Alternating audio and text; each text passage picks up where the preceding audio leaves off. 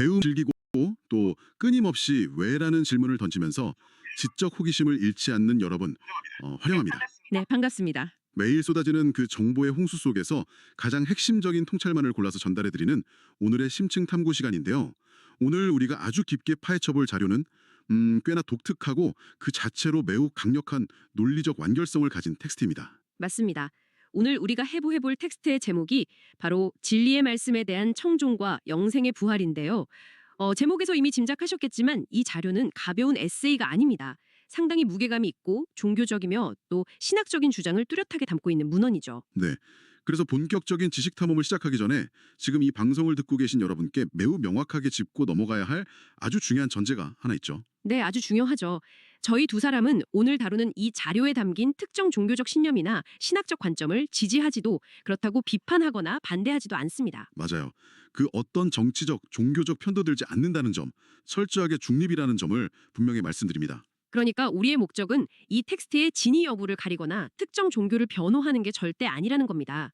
오직 제공된 원문 텍스트 안에 담긴 논리의 뼈대, 그리고 사상이 전개되는 구조를 아주 철저하게 객관적으로 분석하는 데 집중할 겁니다. 일종의 텍스트 해부학 시간이라고 생각하시면 딱 좋겠네요. 그렇죠. 이 문헌이 어떤 전제를 깔고 또 어떤 인과관계를 거쳐서 결론에 도달하는지 그 건축적 구조를 그냥 보여드리는 겁니다. 자, 그럼 오늘 우리가 파헤칠 이 탐구의 핵심 미션을 공개하겠습니다. 이 텍스트는 놀랍게도 우리가 일상적으로 생각하는 인간의 언어와 문명이라는 아주 보편적인 개념을 우주적이고 거대한 영적인 운명과 직접적으로 연결짓고 있습니다. 인류학적인 접근에서 시작해서 신학적인 심판으로 끝나는 흐름이죠. 네, 바로 그 독특한 논리적 흐름의 길을 따라가 보는 것. 그게 오늘의 미션입니다. 자, 본격적으로 이 내용을 풀어볼까요? 이 두꺼운 텍스트의 첫 장을 넘겨보면 원문은 시작부터 문명인에 대해 아주 흥미로운 정의를 내리고 있어요. 사람은 태어나서 말을 배우고 글을 배워서 문명인이 된다. 이렇게 말하죠. 네, 그 부분이요. 여기서 흥미로운 점은 원문 텍스트가 문명이라는 단어를 어떻게 해석하느냐 하는 겁니다. 보통 우리가 문명이라고 하면 거대한 도시나 발달된 기술 혹은 복잡한 사회 시스템 같은 아주 물리적이고 거시적인 성취를 떠올리잖아요. 그렇죠. 보통은 빌딩 숲이나 스마트폰 같은 걸 떠올리죠. 하지만 이 원문은 문명을 철저히 개인의 인지적 차원, 그러니까 글을 깨우치고 언어를 습득하는 과정으로 축소시킵니다. 동시에 그걸 또 거대하게 확장시키기도 하고요. 글을 깨우치는 것 자체가 문명이다라는 시각이군요. 네, 언어와 글을 배운다는 건 단순히 생존을 위한 도구로 얻는 게 아니라 외부의 정보와 사상을 받아들일 수 있는 하나의 그릇이 만들어졌다는 걸 의미한다는 거죠. 그리고 여기서 텍스트의 논리가 아주 날카롭게 벼려집니다. 어떻게 전개가 되나요? 단순히 글을 읽을 줄 아는 상태에서 멈추는 게 아니라 우리 인간은 어떤 말을 듣고 어떤 글을 읽느냐에 따라서 인생이 완전히 바뀐다라고 아주 강력하게 선언해버립니다. 후하게 밀어붙이고 있잖아요. 네, 타협이 없죠. 저는 이 논리를 읽으면서 종교적인 맥락을 완전히 배제하고 보더라도 현대사회를 살아가는 우리의 일상이 곧바로 겹쳐 보였어요. 지금 이 방송을 듣고 계신 여러분은 매일 누구의 말을 듣고 계신가요? 아주 날카로운 질문이네요. 아침에 눈을 뜨자마자 무의식적으로 새로 고침하는 소셜미디어 피드, 출퇴근길에 귀에 꽂고 있는 오디오, 알고리즘이 쉴 새 없이 밀어넣는 추천 영상들, 이 모든 게 다 입력값이잖아요. 아주 시의적절한 비유입니다. 이 텍스트가 쓰인 시대적 배경이나 종교적 의도를 잠깐 떼어놓고 보더라도 정보의 입력값이 존재의 출력값을 결정한다는 철학적 명제는 지금의 알고리즘 사회에 정확히 들어맞거든요. 그러니까 이 텍스트는 그 입력값의 중요성을 극한으로 밀어붙이고 있는 거네요. 맞습니다. 어떤 정보를 내면에 허락하느냐에 따라 인간이라는 존재의 장래가 결정된다는 철저하고도 무자비한 인과관계를 아예 초반부터 설정해둔 거죠. 언어를 배운다는 건 그냥 단순한 사회화 과정이 아니라 내 운명을 좌우할 수 있는 수많은 정보들 중에서 무엇을 취할 것인가 하는 거대한 전쟁터에 나서는 것과 같네요. 정확한 표현입니다. 그렇다면 여기서 자연스럽게 의문이 하나 생깁니다. 이 일상적인 말과 글, 문명에 대한 거대한 전제가 도대체 어떻게 신학적인 영역으로 넘어가는 걸까요? 원문은 이 지점에서 아주 극적이고 충격적인 운율을 던지던데요. 네, 바로 그 부분이 원문의 세계관이 일상의 차원에서 우주적이고 신학적인 차원으로 훌쩍 도약하는 분기점입니다. 텍스트는 여기서 하나님이라는 신적 존재의 시선을 빌려옵니다. 신의 시선이요? 그 신의 눈에 비친 인간의 상태를 무덤 속에 있는 죽은 자라고 아예 규정해버립니다. 무덤 속에 있는 죽은 자라니, 이건 정말 무서운 프레임 아닌가요? 육체적으로 멀쩡히 살아 숨쉬고 밥도 먹고 심지어 아까 말한 그 문명인으로서 엄청난 지적 성취를 이루고 있는데도요. 그 상태 자체를 디폴트 값으로 그냥 죽어 있다고 본 겁니다. 바로 그 지점이 이 텍스트가 가진 논리의 핵심이거든요. 아, 인간의 생물학적 생존이나 사회적 문명화는 신의 관점에서는 진정한 생명이 아니라는 거군요. 맞습니다. 앞서 우리가 어떤 말을 듣느냐가 인간의 장래를 결정한다고 분석했었잖아요. 이 텍스트의 논리에 따르면 진정한 생명을 부여하는 말씀, 즉 진리의 말씀을 듣지 못한 인간은 육적으로 아무리 화려한 문명을 일으켰어도 영적인 차원에서는 무덤 속 시체에 불과하다는 겁니다. 철저한 무능력 상태를 전제하는 거네요. 인간 스스로는 절대 무덤 밖으로 걸어 나올 수 없다는. 그러니까 외부로부터의 개입이 필연적으로 요구되는 구조인 거죠. 원문은 하나님이 아들인 예수를 이 세상에 보낸 이유를 오직 하나로 설명합니다. 그게 뭔가요? 스스로 살아날 수 없는 죽은 죄들, 즉 인간들에게 아버지의 진리의 말씀을 들려주기 위해서라는 겁니다. 말씀이라는 외부의 특수한 입력값이 들어가야만 비로소 무덤에서 깨어날 수 있다는 논리죠. 시체를 벌떡 일어나게 만들 유일한 스위치가 바로 그 말씀이라는 거네요. 그렇게 생각하니까 앞서 이야기했던 말과 글을 배우는 문명인의 개념이 초반에 왜 등장했는지 이제 퍼즐이 맞춰집니다. 아, 연결이 되시나요? 네, 그 진리의 말씀을 알아듣기 위해서 인간은 먼저 언어를 깨우친 문명인이 되어야 했던 거군요. 알아들어야 하니까요. 자, 여기서 텍스트는 또 하나의 아주 촘촘하고 숨막히는 논리 구조, 일종의 행동 지침을 제시합니다. 이것을 더 큰 그림과 연결해보면 이 문헌이 얼마나 철저한 조건부 인과관계로 짜여 있는지 볼 수 있습니다. 텍스트는 궁극적 목적인 하나님 아버지를 공경하는 방법을 아주 논리적이고 단계적인 사슬로 엮어놨거든요. 단계적인 사슬이요? 첫 번째 조건은 이렇습니다. 하나님 아버지를 공경하려면 반드시 그가 보내신 아들 예수를 공경해야 한다. 우회로는 일절 인정되지 않습니다. 중간 관리자를 반드시 거쳐야만 최종 보스에게 닿을 수 있는 구조네요.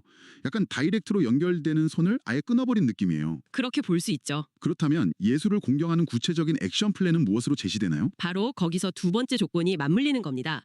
예수를 공경하는 유일한 방법은 그가 전하는 아버지의 진리의 말씀을 듣고 그 말씀에 순종하는 것이라고 아주 명확하게 못 박습니다. 전문가님, 여기서 저는 원문 텍스트의 제목을 다시 한번 짚고 넘어가고 싶어요. 제목에 청종이라는 단어가 쓰였잖아요. 진리의 말씀에 대한 청종. 네, 한자어죠. 보통 그냥 말씀을 듣는다거나 경청한다라고 쉽게 표현할 수도 있었을 텐데 굳이 청종이라는 무거운 단어를 선택한 이유가 텍스트 맥락 속에서 어떻게 작용하고 있나요? 그게 텍스트의 논리를 해치하는 데 있어서 아주 예리하고 핵심적인 질문입니다. 한자어 청종은 들을 청자에 따를 종자를 씁니다. 즉 단순히 귀로 물리적인 소리 파동을 인식하는 히어링의 차원이 절대 아니라는 겁니다. 그냥 귀로 듣는 게 다가 아니라는 거죠. 네, 원문은 그 진리의 말씀을 듣고 받아들이는 자라고 부연 설명을 하고 있죠. 단순히 지식으로 이해하거나 감정적으로 동의하는 상태에 머무는 것도 텍스트가 요구하는 기준에는 미치지 못합니다. 그럼 어떻게 해야 기준을 충족하나요? 들었다면 반드시 그 말씀이 요구하는 바대로 삶의 방향을 확 틀고 행동으로 옮기는 실천적 따름이 있어야 합니다. 귀로 입력된 정보가 삶의 순종이라는 결과물로 출력되어야만 비로소 청종의 사이클이 완성되는 것이죠. 와, 머리로 이해하는 수준이 아니라 삶 전체를 갈아넣는 행동의 변화를 요구하는 거네요. 방금 전문가님 말씀을 듣고 나니까 앞서 우리가 나눴던 이야기들이 하나의 거대한 원으로 쫙 연결되는 기분입니다. 어떤 부분에서 그렇게 느끼셨나요? 어떤 말을 듣고 어떤 글을 읽느냐에 따라 장래가 바뀐다라는 그 첫 번째 명제가 신학적인 차원에서는 예수의 진리의 말씀을 청종하느냐 마느냐에 따라 영적인 장래가 바뀐다라는 명제로 완벽하게 치환되고 있어요. 정확히 그 구조를 꿰뚫어 보셨습니다. 일상적인 언어 습득과 정보 소비의 원리를 영원한 운명을 가르는 종교적 구원의 메커니즘으로 완벽하게 스케일업한 것. 그게 바로 이 텍스트가 가진 고유의 건축적 미학이라고 할 수 있죠. 자, 여기서부터 내용이 정말로 흥미로워집니다.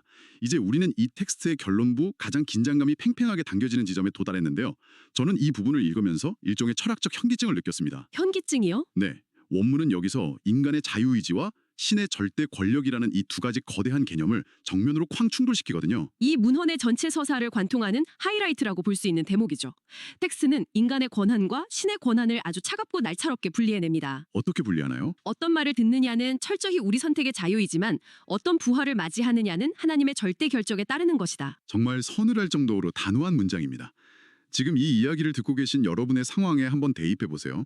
여러분은 지금 퇴근길에 코미디 쇼를 들을지 경제 뉴스를 들을지 아니면 이 방송을 들을지 선택할 수 있는 100%의 자유의지가 있습니다. 네, 리모컨은 인간이 쥐고 있죠. 거짓된 정보에 귀를 기울일지 아니면 텍스트가 말하는 참된 진리의 말씀을 청종할지 결정하는 건 온전히 여러분 인간의 몫이라는 거죠. 하지만 그 자유로운 선택의 끝에 기다리고 있는 결과에 대해서는 인간이 개입할 여지가 0%라는 겁니다. 결과의 채점권은 완전히 신의 영역으로 넘어갑니다. 채점권은 신에게 있다. 네, 텍스트는 그 결과를 인간의 손을 완전히 떠난 하나님의 절대 결정이라고 선언하면서 그 결정의 종류를 아주 극단적인 이분법으로 제시합니다. 회색지대나 적당한 중간 점수 같은 건 아예 존재하지 않는 거군요. 전혀 없습니다. 예수에게 주신 진리의 말씀에 순종한 자는 예수가 재림할 때 영생의 부활을 맞이합니다. 영생의 부활이요? 반대로 그 자유의지를 가지고 불순종을 선택한 자는 영벌의 부활, 즉 영원한 심판을 받는다고 명시하죠. 영원한 생명이냐, 영원한 형벌이냐. 텍스트는 이 두 가지 선택지 외에 다른 어떤 가능성도 허락하지 않습니다. 영생과 영벌, 인간이 상상할 수 있는 가장 극단적인 두 가지의 운명이 내가 일상에서 어떤 말을 듣기로 선택했느냐 하는 그 작은 스위치 하나로 갈려버린다는 거네요. 맞습니다. 이 텍스트의 논조는 처음부터 끝까지 조금의 흔들림이나 타협이 없습니다. 특히 이 마지막 문장에 이르면 그 배타적 단호함이 완전 절정에 달하죠. 마지막 문장이 어땠죠? 길이다 라고 결론 짓습니다. 다른 대안적 진리나 우회로는 절대 존재할 수 없다는 매우 강력하고 확고한 배타주의적 진리관을 그대로 노출하고 있는 겁니다. 그렇다면 이 모든 것이 의미하는 바는 무엇일까요? 오늘 우리는 진리의 말씀에 대한 청종과 영생의 부활이라는 문헌의 뼈대를 낱낱이 분해해 보았습니다. 네, 아주 깊숙이 파고들었죠. 인간이 태어나 언어를 배우며 문명인이 되는 그 지극히 평범한 일상의 차원에서 출발해서 죽은 자와 같은 인간이 진리의 말씀을 듣고 순종함으로써 영원한 삶이냐 영원한 벌이냐의 심판대 앞에 서게 된다는 그 거대한 우주적 서사를 관통해 왔습니다. 사실 우리가 종교적인 교리나 신앙의 렌즈를 잠시 내려놓고 순수하게 철학적이고 사유적인 관점에서 이 텍스트를 바라보더라도 아주 뼈아픈 질문과 마주하게 되거든요. 어떤 질문인가요? 이 문헌은 궁극적으로 우리에게 입력의 책임성에 대해 묻고 있는 겁니다. 입력의 책임성. 네, 우리가 매일 무비판적으로 수용하고 소비하고 또 내면화하는 그 수많은 정보와 말씀들이 과연 우리를 어디로 데려가고 있는가? 우리는 우리에게 주어진 선택의 자유라는 권력을 얼마나 무겁게 인식하고 있는가 하는 문제죠. 권한은 무한하지만 그 권한을 잘못 사용했을 때 치러야 할 대가의 무게는 상상을 초월한다는 무서운 경고처럼 들리네요. 그렇습니다. 텍스트는 여러분이 무심코 선택한 그 정보와 사상들이 결국 여러분이라는 존재의 가장 궁극적인 목적지를 결정해버릴 만큼 치명적인 힘을 가지고 있다고 웅변하고 있는 것입니다. 오늘 지식탐험은 아쉽지만 여기서 서서히 닻을 내려야 할 것 같습니다. 오늘 우리가 함께 해부해본 이 텍스트의 논리가 청취자 여러분의 지적 호기심을 강력하게 자극했기를 바랍니다. 저도 오늘 분석을 하면서 새삼 일상의 선택이 주는 무게감을 느꼈습니다. 마지막으로 오늘 살펴본 원문의 뼈대와 논리를 빌려서 지금 이 방송을 듣고 계신 여러분 스스로에게 던져보셨으면 하는 도발적이고 깊은 질문 하나를 남겨드리려 합니다. 네, 아주 중요한 시간이네요. 원문은 우리에게 무엇을 들을지 선택할 완전하고도 통제 불가능한 자유가 있다고 말합니다. 그렇다면 여러분은 오늘 하루 스스로의 내면 세계와 미래를 빚어내기 위해 어떤 목소리, 어떤 진리의 귀를 기울이기로 선택하셨습니까? 쉽지 않은 질문이죠. 혹시 매일 아침 습관적으로 스마트폰 스크롤을 내리면서 무심코 하는 그 자유로운 정보의 선택들이 여러분도 모르는 사이 여러분 삶의 궁극적인 목적지를 여러분만의 부활의 모습을 이미 조각해 나가고 있는 것은 아닐까요? 아주 묵직한 여운을 남기는 질문입니다. 오늘 하루 여러분의 귓가를 맴돌고 내면에 스며드는 수많은 말들의 무거운 질량을 다시 한번 가늠해 보시길 바라면서 저희는 다음 시간에 더욱 흥미롭고 깊이 있는 지식의 조각들을 들고 다시 찾아오겠습니다. 오늘 탐구 여정에 끝까지 함께해 주신 여러분 감사합니다.